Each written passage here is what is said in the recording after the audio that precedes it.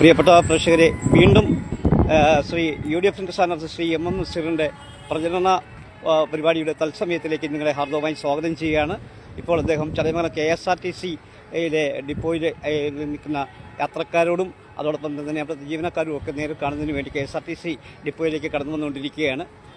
ഈ തത്സമയത്തിലേക്ക് ഒരിക്കൽ കൂടി നിങ്ങളെ ഞങ്ങൾ ഹാർദവമായി സ്വാഗതം ചെയ്യുന്നു.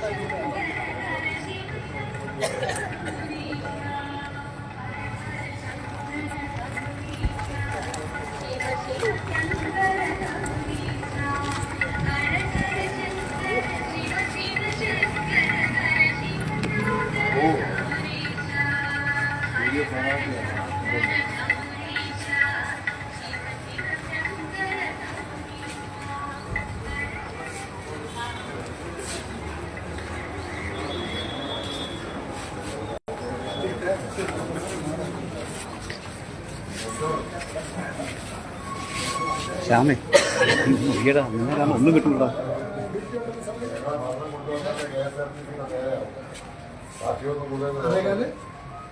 അതെ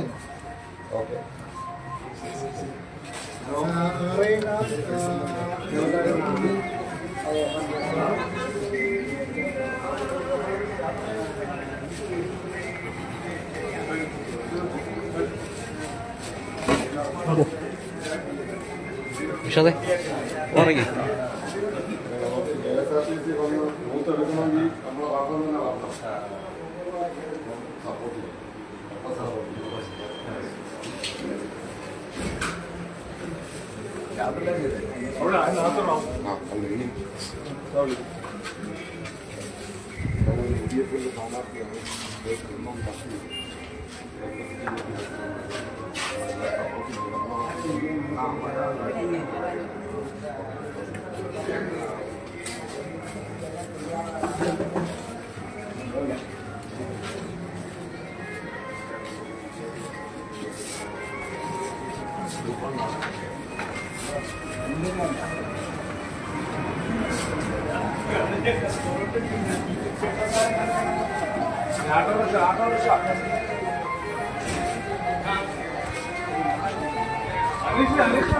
KSRTC-യിലെ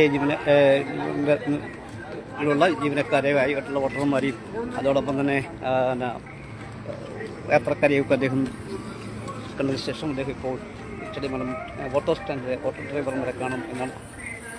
സംബന്ധിച്ചിടത്തോളം കേരളത്തിലെ ജനങ്ങൾക്കറിയാം, ഇന്ന് ഈ സ്ഥാപനം ഏറ്റവും തകർന്ന നിലയിലാണ്. KSRTC-യിലെ ജീവനക്കാരെ നന്നാക്കാൻ വേണ്ടി കൈപൊക്കാൻ ഒരു MLA കൂടി വേണം. അതുപോലെ ഒരു ചോദ്യം ഇവിടെ ഈ KSRTC bus stand sub depot ആയി ഉയർത്തുമ്പോൾ 100ഓളം ഷെഡ്യൂളുകൾ ഇവിടുന്നുണ്ടായിരുന്നു, 100ഓളം ഓപ്പറേറ്റിങ്ങുകൾ ഇവിടുന്നുണ്ടായിരുന്നു. ഇപ്പോൾ തുച്ഛമായതേ ഉള്ളൂ. അപ്പോൾ സാറ് ഇതിൽ മത്സരിച്ച് വിജയിച്ചാൽ ഈ സബ് ഡിപ്പോയെ എങ്ങനെ ഉയർത്തും? തീർച്ചയായിട്ടും തിരിച്ചുകൊണ്ട് തീർച്ചയായിട്ടും ഞങ്ങൾക്ക് പ്രതീക്ഷയുണ്ട്. കാരണം KSRTC-യിൽ ഇവിടെ സൂചിപ്പിച്ചതുപോലെ 100 കണക്കിന് റൂട്ടുകളിലെ സർവീസുകൾ റദ്ദ് ചെയ്തു. ഈ ബസ്സുകളെല്ലാം കട്ടപ്പുറത്താണ്. അതിന് മെയിൻ്റനൻസ് നടത്താനോ അതിൻ്റെ ആനുവൽ സർവീസ് നടത്താനോ KSRTC-ക്ക് കഴിയുന്നില്ല. അതുകൊണ്ട് തന്നെ ഈ ബസ് ഡിപ്പോ പ്രയാർ ഗോപാലകൃഷ്ണൻ അടക്കമുള്ളവരുടെ ഫണ്ട് ഉൾപ്പെടെ ഉപയോഗിച്ചു കൊണ്ടുവന്നതാണ്.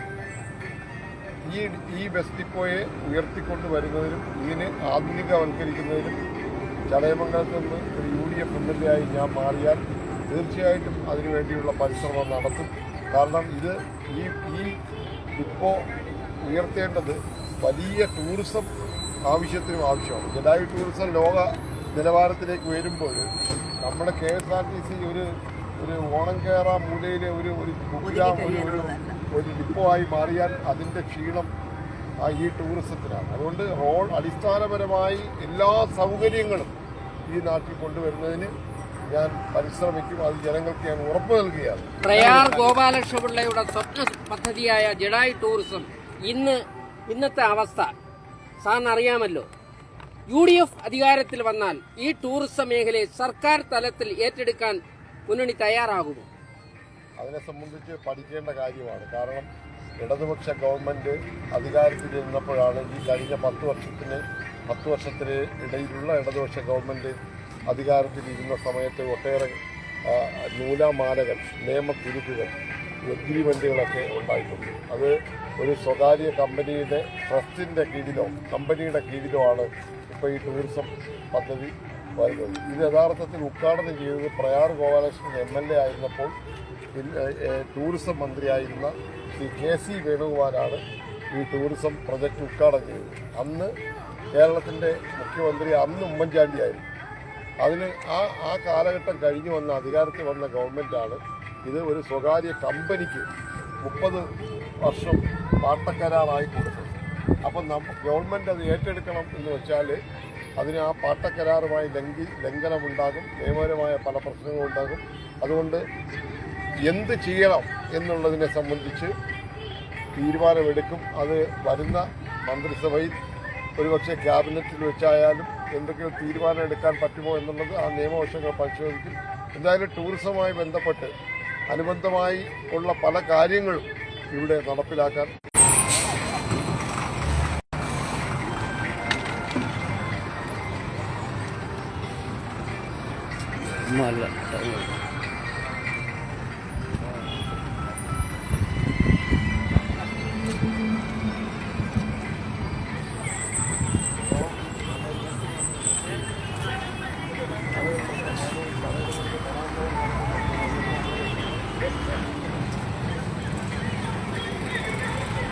കണ്ടു പോവാം.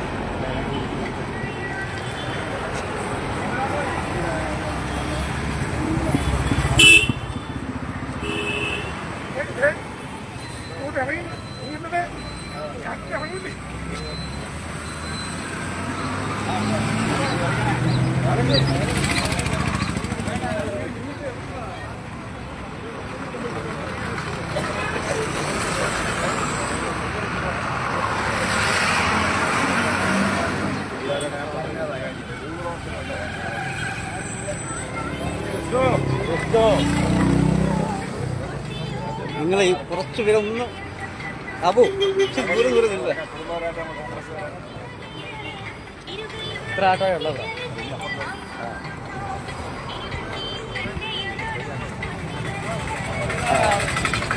കിട്ടൂ.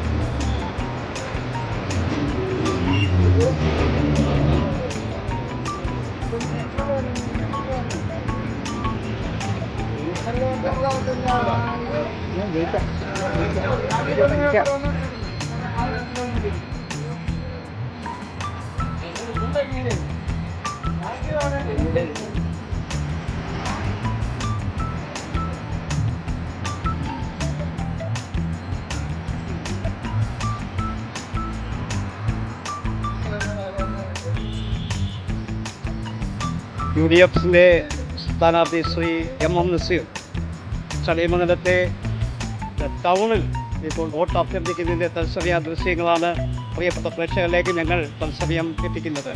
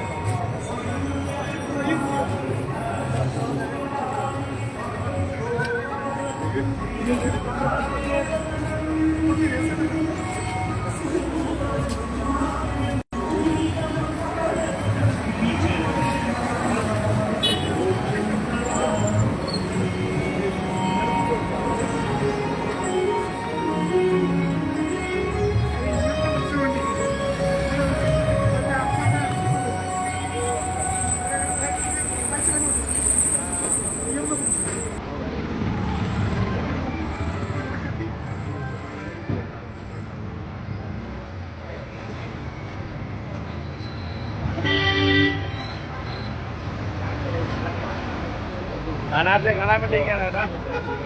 എന്താ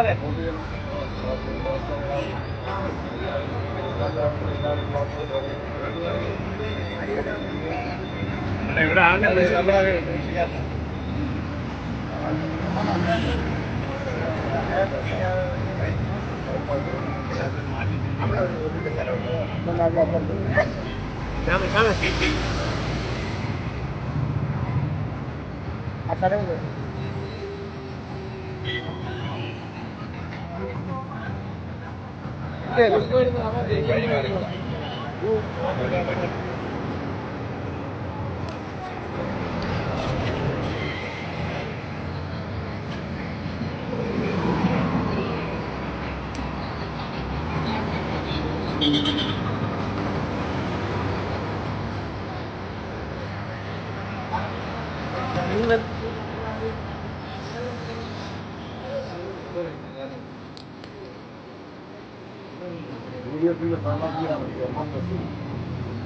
നിങ്ങൾ ഇന്ത്യൻ ബാങ്കിൽ പോയിട്ട് കണ്ടില്ല. ബാങ്കിൽ പോയല്ലേ?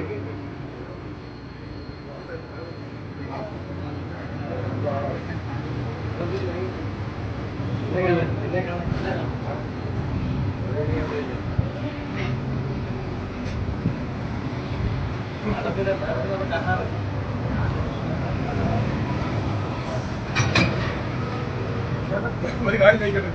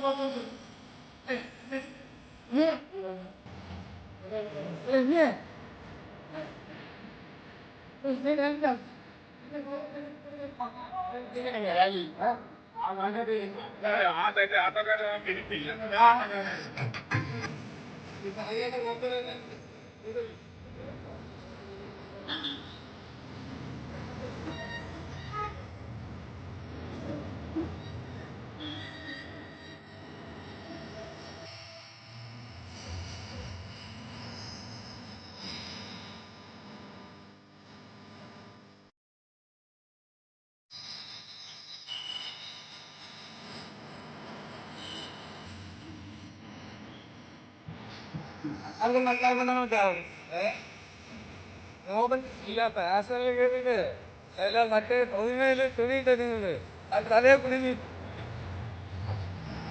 കിടന്നത്